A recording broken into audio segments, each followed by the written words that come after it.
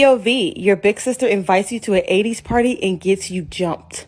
This was my sister's 21st birthday party and she wanted it to be 80s themed. She makes the invitations and she sends them out to practically everybody we know, telling them to bring a friend. Meaning we're eventually going to be seeing people that we barely know for real. Now, we've lived in this town our entire lives, so we kind of know everybody. But when everybody showed up to the party, I noticed one of the girls bought somebody that I fell out with a long time ago. And that girl bought other people. So let's just assume that none of them liked me. Now, my sister knew that they did not like me. So I put my sister aside and I'm like, what on earth are they doing here? She's like, oh, I didn't even realize that they were here. Let's just be the bigger people and just turn up and have fun. I'm like, you know what? Yeah, let's do that. So we take some drinks. Everybody's loosening up and we're having fun. The girls then pull me aside and say, hey, we want to talk to you and clear the air. I'm trying to be the bigger person, so I go clear the air with them. Then the jumping starts. And all I hear is, yeah, you should have never started that rumor that we all had. I was like, wait a minute. Like for part 2. POV, your older sister invites you to an 80s themed party and you get jumped part 2. So I'm like, wait a minute. Everybody get off. What on earth are you talking about? I thought y'all didn't like me for another reason. And they're like, no, everybody told us you started that rumor and you ruined our lives. Nobody wants to date us anymore. I'm like, I didn't start any rumor. Your boyfriends told me that y'all gave them something. That was it. So we're all going back and forth. I'm like, yeah, so don't blame me if you got blah, blah, blah, blah, blah. My sister hears the commotion and she comes outside. And I'm like, these girls just tried to jump me over something that's actually true. My sister was so mad that she gave them the benefit of the doubt and invited them over that she had both of us jump on them. That night ended in a brawl. What is the most desperate thing you've ever done for somebody? I want you to think about it, get that image in your head, and then multiply it by 1,000. And that's the story I'm about to tell you about myself. If your thing is something cute, like I used to sleep with my phone on loud, so if he texted me after the bar, I could wake up and put makeup on and blah, blah. Yeah, I used to do that too. If you were to do a shot every time I do something pathetic in the upcoming story, you'll be blackout drunk on the floor. You'll need an IV. You have alcohol poisoning. One summer, I'm backpacking across Alberta, and I know that my ex-boyfriend is somewhere in Alberta at the time. Like, text him. I'm like, oh, hey, like, I'm in Alberta. Are you here? He's like, no, actually, I'm in Vancouver for the next 2 days, and then I come back to Alberta. And I'm like, because I'm supposed to go to Vancouver in 2 days, meaning we're going to miss each other. We're going to miss each other for the rendezvous he doesn't know I've planned. I wonder why he doesn't know that. Oh, because he dumped me for another girl who he was currently dating at the time. Anyway, up the airline, I'm like, okay, I got to switch my flight to a day earlier now. It cost me $150 in a change fee, plus whatever the difference is in the flights, plus I'm losing the 2 nights of hotels I have in Lake Louise, plus I have nowhere to stay in Vancouver. The only smart thing I do is I say, you know what? I'm going to go look around Lake Louise before I decide to leave the day I got here. So I don't do anything. I go to Lake Louise, turns out you can walk around it in 1 day, and I actually didn't need 3 days there, which is,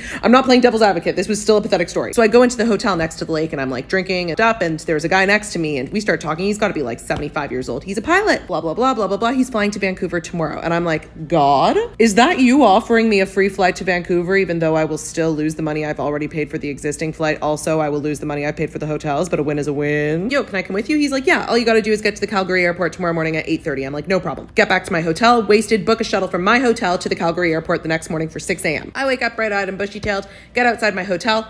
Bus isn't there. Looking at my confirmation, it says the Lake Louise Inn. I'm like, yeah, I'm at the Lake Louise Inn, but I see there's another stop called the Lake Louise Shack or something. I'm like, maybe the bus driver got confused and went to the other hotel. I can climb a mountain. I swear. It was like, okay, it was a big hill. I get to the top. I'm sweating. The bus isn't there either. So now I start crying. I'm calling the hotline. They don't open till 7 o'clock, but it's only 6:45. I'm like, what do you do if there's a customer service emergency before 7 o'clock? Anyway, at 7:01, they pick up the phone. I'm sobbing. I'm like, I'm going to miss my flight because of yours. I know. I checked my confirmation. It is all correct. The woman did not. She goes, please hold. I'm holding.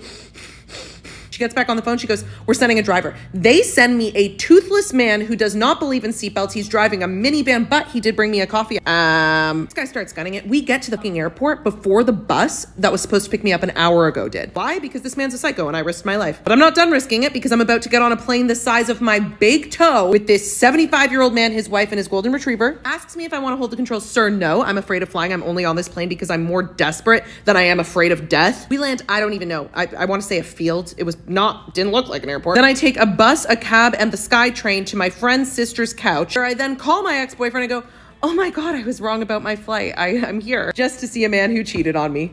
Can you top that? I, 40 male, started to cheat on my wife, 38 female, but stopped halfway through. Do I still tell her? My wife and I have had a great relationship. I can't say I have any real complaints. We have been together for 5 years, married for 2 of those, and up until now, I would have said I would never stray. I was away for work last week, and while I was in the hotel, a young woman, 21 female, sat next to me and began to flirt with me. I have to admit, it was a real ego boost to be flirted by someone so young. I started to get that middle-aged dad bod and have been feeling like I'm losing my looks a bit. After a bit of talking, the woman invited herself back up to my hotel room. What? She doesn't invite herself up, okay? You invited her. Let's not get it twisted. For me, it was all about the thrill of being desired by someone other than my wife. And I stopped about 10 minutes into it and asked her to leave, which she did. I just took a shower and then called my wife to hear her voice. Now I'm back home, and so far I haven't told my wife about any of it. There's a guilty part of me that says I should because she deserves to know, but another part of me says, why should I torpedo our happy marriage and cause her pain for something that I didn't even enjoy and will never do again? All it did was prove to me that I want my wife more than anyone else. I want to do the right thing, but I genuinely don't know what the right thing to do is here. I know that I will never ever stray again. Should I tell her or keep it to myself? Okay, vamos a chismear. I'm gonna tell you guys a little story. It's kind of embarrassing. I mean, it might not be embarrassing to you guys, but it's embarrassing to me. So if you guys didn't know, I used to take nail clients. I started doing nails, I think 3 years ago. And when I finally felt comfortable enough, I started taking people in. So my friends would come in, my family would let me do their nails. And my brother was really supportive of me doing nails. He would tell his friends about me, and his friends would be like, oh yeah, like I want to come in, this and that, blah, blah, blah. And the very first like customer, I guess we could say, was this girl that he knew. So he was like, Steph, this girl wants to come in and get her nails done. And I was just like, okay, but make sure you tell her that I'm still learning and she's my first nail client. So he was like, okay, I got you. She ended up adding me on social media, and me and her talked about what she wanted, the day that she could come in, and the time. I also had let her know that because I was just starting, like I didn't have a lot of stuff. So I didn't have a lot of colors. I didn't have a lot of jewelry, like not like now. I have like 70 colors now, but when I began, I only had like 5 colors. So, okay, so the day finally comes, and I'm really excited, but I'm really nervous at the same time. Like I told you guys, I was still a beginner. I was still learning. This was the first person that I was taking in that wasn't a family member or a friend. She finally got to my house, and yes, I was doing them at my house. And at the time, I did not have like a nail tech table. I was just doing it on a regular table, but you know, everybody starts somewhere. You don't have everything right away. So the girl came in, she sat down, I started doing her nails, and I didn't really know what to talk about with her. So I just tried to like focus on doing her nails, and she just stayed on her phone for most of the time. And she kept calling someone, asking them if they could take her here and there. And I think at one point they asked how much longer it was gonna take, and I was just like, oh my god. I was like, I'm trying. At the end, it ended up taking me 2 hours to finish her nails, and I felt so bad for taking that long that I didn't charge her. So then a few days later, I went to go message her to see how the nails were doing, just to see that she blocked me on everything. I was just like, oh. We didn't talk again after that, clearly because she blocked me, but that was my first nail customer experience. This mom thought her kid was faking an injury, so she decided to humiliate them? I had a student who got hurt on the playground. She complained about her leg being in a lot of pain, so I called her mom to come pick her up. The mom sounded extremely annoyed, but came to pick up her daughter anyways. The next day, the little girl showed up to school with a giant, ridiculous-looking walking stick. I had to stop some of the other kids from making fun of her and calling her Gandalf. She said the stick was mortifying, but it hurt too badly to walk without it. At the end of the day, when her mom came to pick her up, she said, whoa, Allie carried that stick around all day?